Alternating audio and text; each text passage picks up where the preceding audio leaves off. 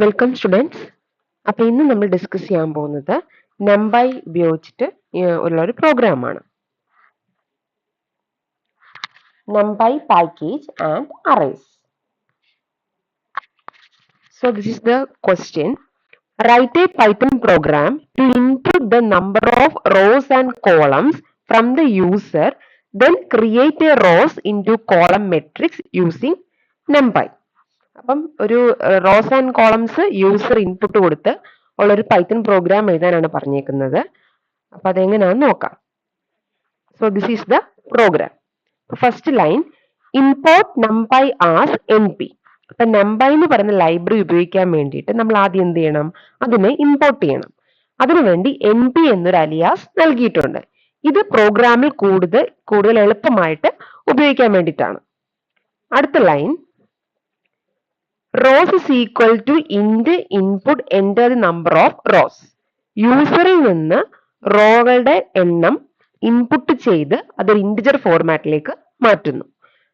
പിന്നെ അടുത്ത line, columns is equal to int input enter the number of columns.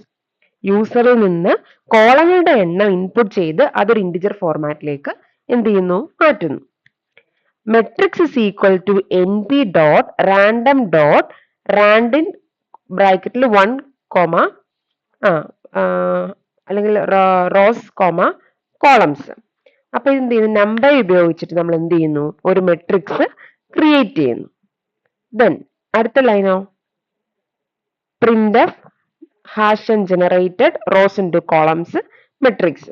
അപ്പം എന്ത്, നമ്മൾ ജനറേറ്റഡ് മെട്രിക്സ് എന്നൊരു വേർഡ് പ്രിന്റ് ചെയ്യുന്നു. ഹാഷൻ ഉപയോഗിച്ച് നമ്മൾ എന്ത് ചെയ്യുന്നു? സ്ലാഷൻ ഉപയോഗിച്ച് നമ്മൾ എന്ത് ചെയ്യുന്നു? നെക്സ്റ്റ് ലൈനിലോട്ട് കോപ്പി ചെയ്യുന്നു.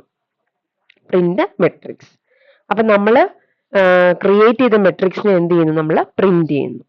അപ്പൊ NumPy യൂസ് ചെയ്തിട്ട് ക്രിയേറ്റ് ചെയ്ത മെട്രിക്സ് നമുക്ക് എന്ത് ചെയ്യാൻ പറ്റും? ഡിസ്പ്ലേ ചെയ്യാൻ വേണ്ടി പറ്റും. ഇതാണ് നമ്മുടെ ഔട്ട്പുട്ട്.